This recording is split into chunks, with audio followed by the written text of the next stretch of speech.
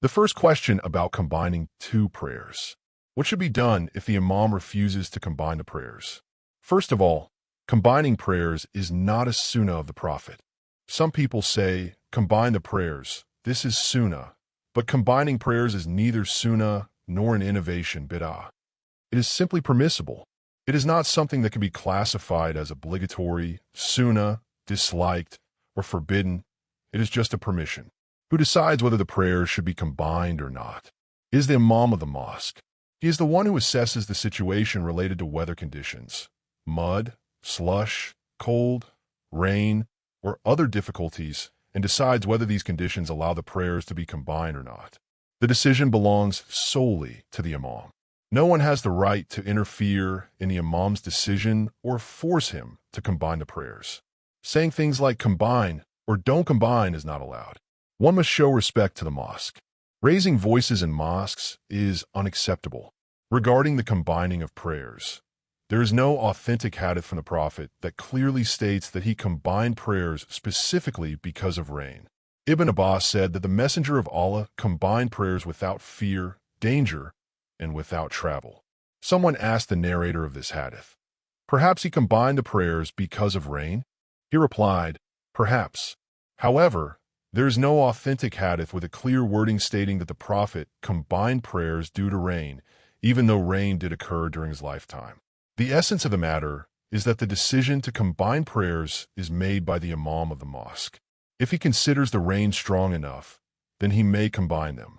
Scholars have stated that not every rain gives permission to combine prayers. Only a heavy downpour that completely soaks clothes.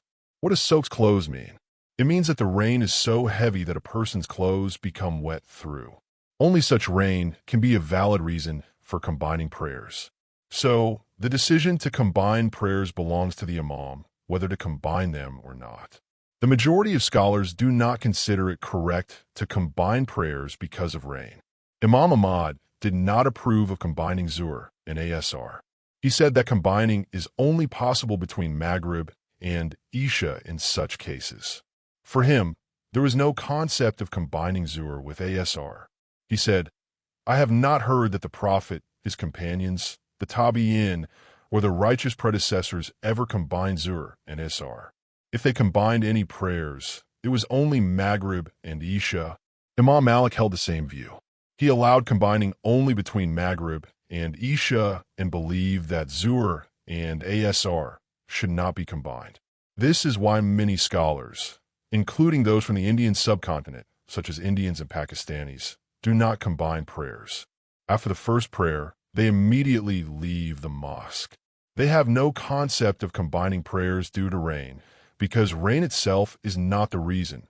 The hardship caused by rain is the reason.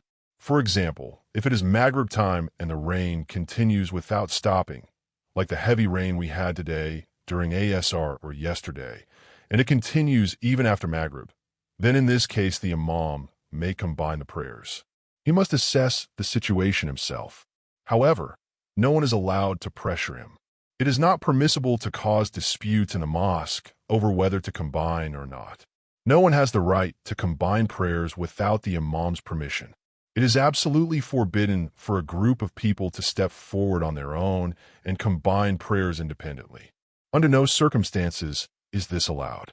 If you're not satisfied with the situation, then pray Isha at home. You have a valid excuse. But combining prayers in a mosque without the imam's decision is not permissible. So, to summarize, combining prayers without the imam's decision is not allowed.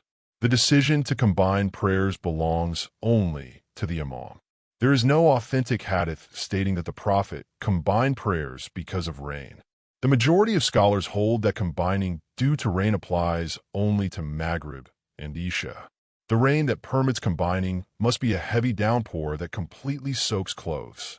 This matter must not be treated lightly. Clouds gathering is not a reason to combine. Light rain is not a reason. Expecting rain is not a reason. This approach is completely incorrect. The decision must be made by the imam. If he deems it necessary, he will combine. If not, he will not.